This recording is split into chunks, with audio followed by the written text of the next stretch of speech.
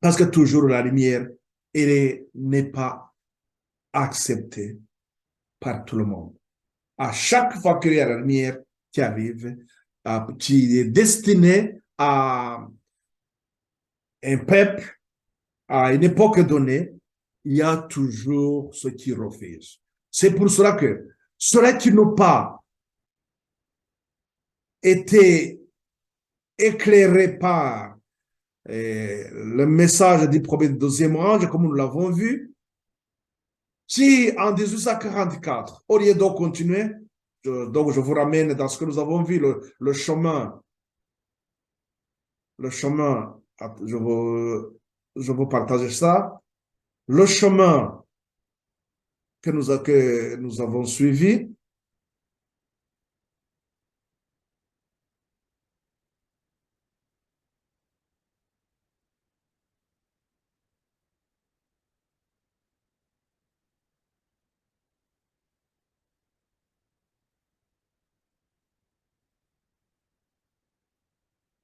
Donc, le chemin que tu as suivi, vous vous rappelez que nous nous sommes arrêtés ici à la Odyssée. Donc, la Odyssée, il y a un conseil de témoins fidèles.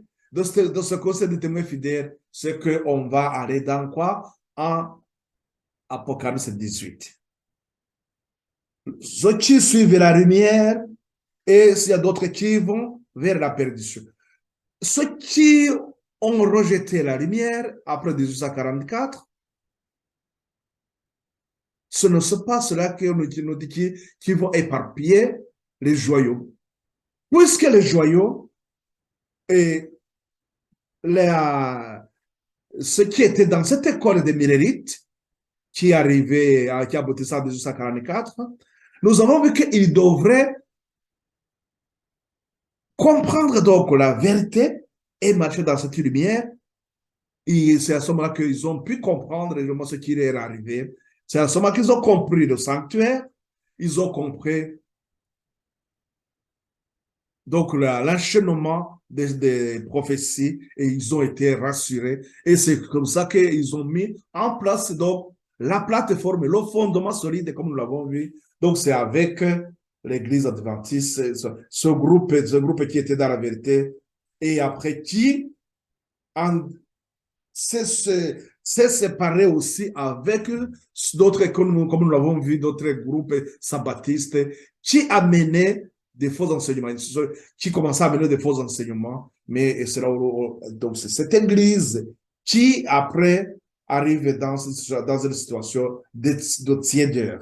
Et Dieu donc dit, voilà un conseil, un remède, Apocalypse 3, 18, le conseil des témoins fidèles, d'acheter l'or, l'habit et le collier. Je ne vais pas rentrer dans ça, on y reviendra. Donc, après, dès qu'une fois il se repenti, c'est-à-dire qu'on entre on revient dans ce qu'on nous disait, c'est le principe. Quand est-ce que vous êtes d'Apocalypse, le message du troisième ange sera amplifié? Quand c'est la question quand est-ce que cette ligne de réforme d'Apocalypse 18 va arriver? Qui vient éclairer, comme nous l'avons vu, qui vient éliminer davantage l'Apocalypse 14. Et donc c'est l'Apocalypse 14 qui va, comment dirais-je, qui allume, il allume l'Apocalypse 18. Donc voilà comment ça va se suivre. Nous avons ça et comme cette vérité qui se suit. Donc, en quelques lignes aussi, si j'ai essayé de vous donner ce principe, comme je l'ai expliqué tout à l'heure, vous voyez, ce tableau aussi peut être un complément de ce que nous voyons tout à l'heure. Et voilà que quand on a purification du message du deuxième ange, comme je voulais souligner, c'est l'accomplissement de la parabole de 10 vierges. Donc, ce qui était une parabole est devenu un symbole lorsque Samuel Snow a compris Lévitique 23, 27, il va comprendre, dire au 10e jour du 7e mois, et c'est comme ça qu'il va déterminer la date butoir le 22 octobre 1844. Et donc, voilà notre principe, l'amplification. Et la question, c'était quand l'Apocalypse 18? C'est quand cette ligne de réforme d'Apocalypse 18?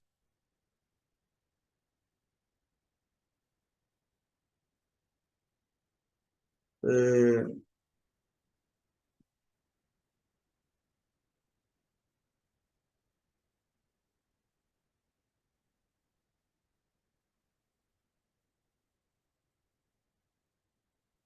désolé, je vous disais un tableau alors que je ne vous avais pas partagé le tableau. Désolé, je reviens sur ce tableau pour que vous puissiez comprendre ce que je vous disais.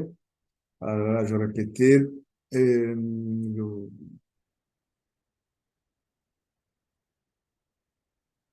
voilà, donc c'est ce tableau que j'expliquais tout à l'heure. J'avais pas fait attention que je n'était pas partagé. Donc, c'est ce tableau-là que je vous expliquais, il est là. Donc, le conseil des témoins fidèles qui vont faire en sorte que tu vas ramener son peuple à l'Apocalypse 18. Donc, lorsqu'il y aura repentant. Donc, c'est ce tableau, cette dernière partie, c'est ce tableau de cette dernière partie qui reprend ce principe que nous avons vu. Et donc, l'Apocalypse, le message du deuxième ange a été amplifié par Samuel Sinon. Et dans son amplification, il s'est basé donc sur Lévitique 23, 27, lorsque vous pouvez nous parler du 10e jour, du 7e mois. Vous pouvez lire ça. Et c'est avec ce principe qu'il a pu déterminer la date du 22 octobre, cette date butoir, 22 octobre 1844, et qui marquait la fin de 2360. Et donc, nous commençons par ce cadre-là, donc, message du troisième ange. Comme ça se disait dans ce message du troisième ange, notre grande préoccupation, c'est quand l'Apocalypse 18, comme nous l'avons, je l'ai souligné tout à l'heure. Je reviens donc sur, je vous partage encore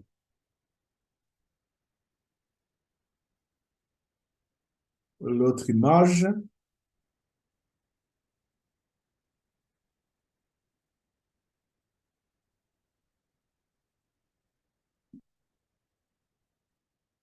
Et sur l'autre, la suivante, donc, c'est l'histoire des Mérérites.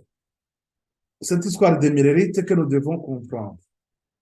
Puisque, et plutôt je reviens sur ça, d'abord, comme nous avons donc cette histoire des Mérérites, comme je signe ça comme, on peut causer ça comme une école. Donc, ce que nous comprenons, c'est que cette étude-là, hein, cette partie, et donc qui a rapport avec cette école de la ligne de réforme d'Apocalypse 18, qui est suivie par l'Apocalypse 14, qui est suivie par l'Apocalypse 18. Si nous n'avons pas, on a dit que si on n'avait pas compris l'Apocalypse 14, on ne pourra pas comprendre l'Apocalypse 18 comme nous l'avons lu dans la parabole de Jésus, à la page 104. L'ancienne lumière et la nouvelle lumière. C'est une nouvelle lumière, donc, cette ligne d'Apocalypse 18, elle vient éclairer davantage, illuminer davantage cette ligne de mélodie. Voilà, c'est pour cela que si nous n'avons pas compris tout ça, et je ne sais pas si j'aurai le temps je pense que ce serait encore utile de prendre le temps de vous expliquer, puisque à ceux-là qui ont déjà ce petit tableau, je voudrais que vous puissiez au moins comprendre quelques éléments essentiels. Voilà encore le message du premier ange, le message le cadre du message du premier ange, c'est là où j'ai mis le 1A, le premier ange. La portée de ce message, il arrive donc au message du deuxième ange. Et entre le message du premier et du deuxième ange, nous avons en AM. Donc, c'est le premier message, c'est le message, c'est le moment où le message est donné. Nous avons un cadre. Ce cadre, c'est ce temps qui, rappelez-vous que nous avons dit que Satan fera tout que les gens ne vont pas comprendre même le temps. Il y a ce cadre. Et ce cadre, donc, c'est depuis 1798 jusqu'à 1842, au mois de juin. C'est ça le cadre. Mais dans ce cadre, nous avons le début du message. C'est à ce moment-là que Miller va commencer à prêcher. Et son message, il est amplifié par Josiah-Litch lorsque il confirme le principe un jour égale une année. Tel que nous avons dans Ézéchiel au chapitre 4, verset 6. Et vous pourrez, donc Josiah-Litch va confirmer ce qu'il va étudier Apocalypse 9, 15, et il va déterminer la date de la chute de l'Empire ottoman. Quand il détermine ça, donc ça crée un grand réveil. Rappelons-nous ce que nous avons vu qu'avant qu'on termine donc cette phase, cette première phase, c'est-à-dire de développer la repentance et développer la foi, Satan, il va faire quoi? Il va s'acharner et c'est là où qu'est-ce qu'ils vont empêcher? Ils vont empêcher les gens de comprendre la carte de 1843. Sur cette carte, il y a les prophéties de Daniel et l'Apocalypse qui devraient aider tout cela à aller dans cette question, le questionnement de déterminer quand arrivera-t-il pour qu'on puisse déterminer comme centenaire, se dire voilà le temps arrive, maintenant on va comprendre réellement l'enchaînement des prophéties et comprendre les dates, le temps de ces prophéties. Donc, donc, ceux qui étaient dans cette préparation, une multitude ont refusé cette carte. Donc, ceux qui ont accepté ce message qui était lancé par Charles Fitch, Charles Fitch, comme celui qui avait fait cette carte, là, il va commencer à dire, voilà, ils sont devenus Babylone. La carte, donc, il a utilisé cette carte-là de 1843. Et donc, c'était l'accomplissement de la prophétie d'Habakkuk au chapitre 2. Donc, il faudrait graver ces instructions sur une table. Donc, c'est ça, on appelle, en d'autres jargons, on appelle ça la table d'Habakkuk. Donc, c'est la carte de 1843 et nous avons notre carte aussi de 1850 que je ne vous ai pas parlé de ça, mais je reviendrai plus tard, notre jour pour vous en parler. Il fait partie aussi de ces vérités qui ont été mises en place lorsqu'on on était en train de poser, nos pionniers posaient le fondement. Donc, c'est ce qui se passe. Après donc 1843, le message, donc Babylone est tombé.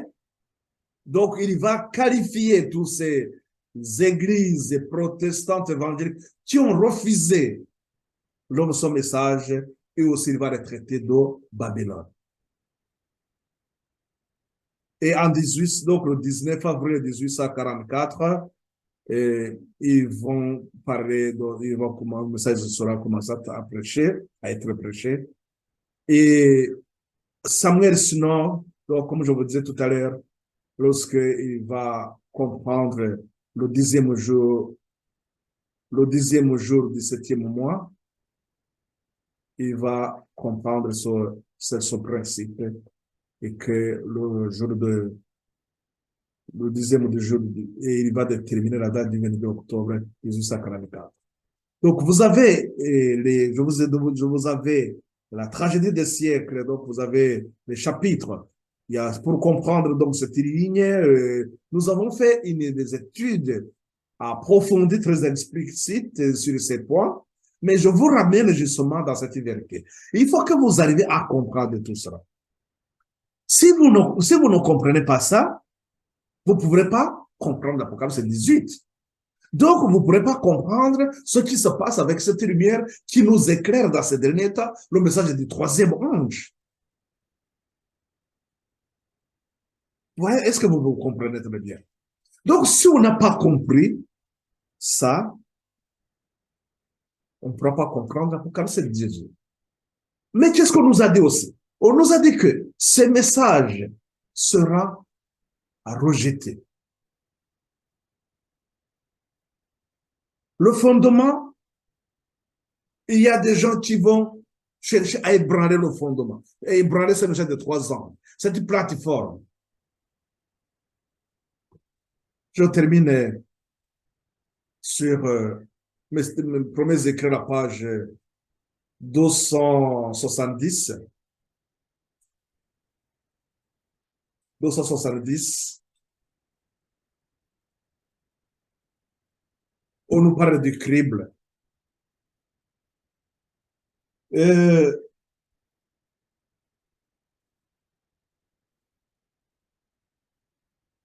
demandais,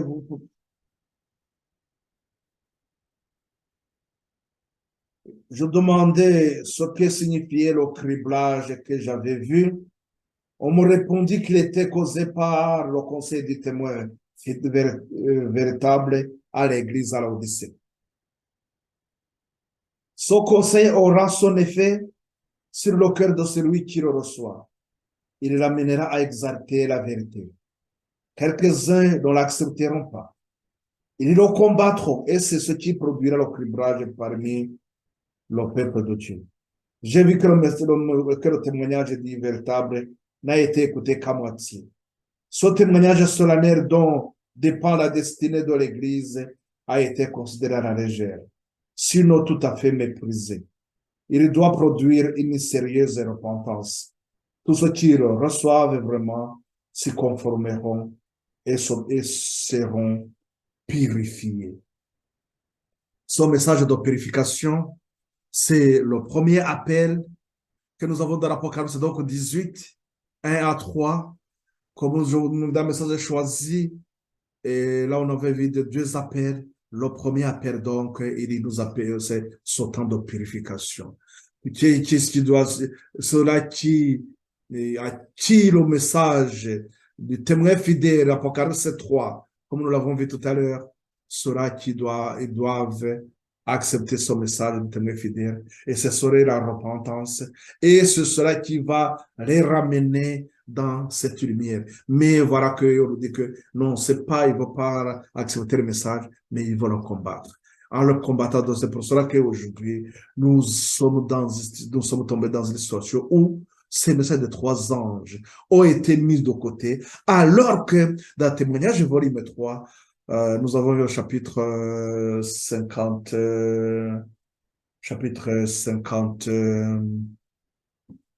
on avait vu que c'était le chapitre.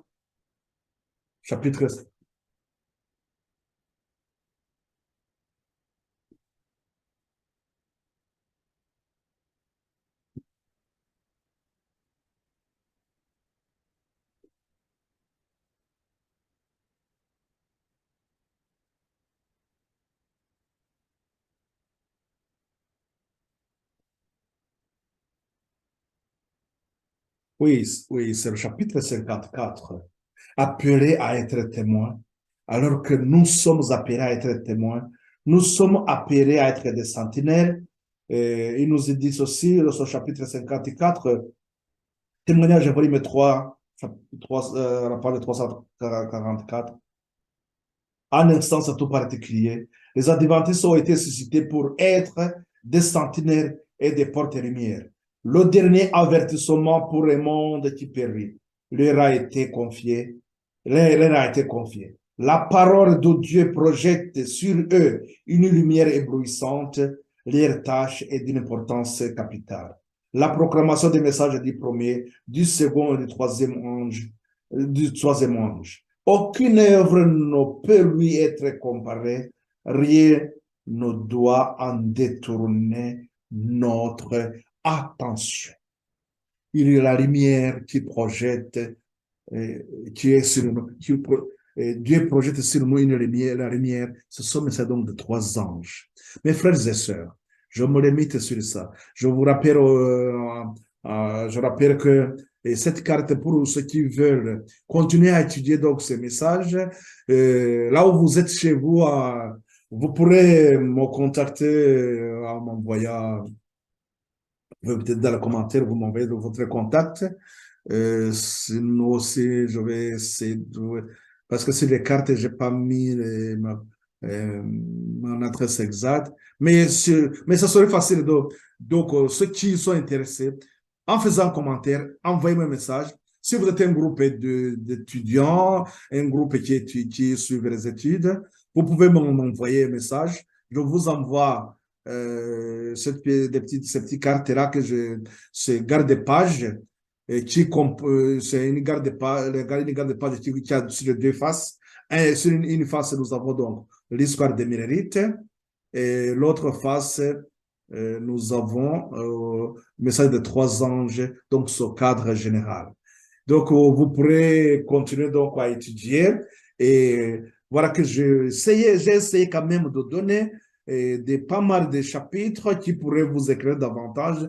Tout comme aussi, vous pouvez aussi suivre cette série d'études de l'histoire des Mérérites, le message du premier, deuxième ange sur notre chaîne. Et il y a beaucoup, nous avons fait, à chaque balise a été traité. Et quelquefois même, on a, sur une balise, on pouvait même faire 2 ou 3 vidéos sur ça. Donc, vous pourrez avoir beaucoup plus de détails. Ne perdez pas beaucoup de temps sur des choses qui ne vous rapportent pas grand-chose. Allez à son message. Lorsqu'on nous dit que nous n'avons pas autre message à donner, la tâche qui nous incombe est d'une importance capitale. Donc, c'est de proclamer son message du premier, du deuxième et du troisième ange, c'est de 3 anges, comme nous l'avons vu que aussi. Donc, cette ligne d'Apocalypse 14, elle est très, elle allume l'Apocalypse 18. Donc, si on n'a pas la lumière, donc si c'est l'Apocalypse 14, on ne pourra pas progresser dans l'Apocalypse 18. Donc, on ne pourra pas tout simplement terminer l'œuvre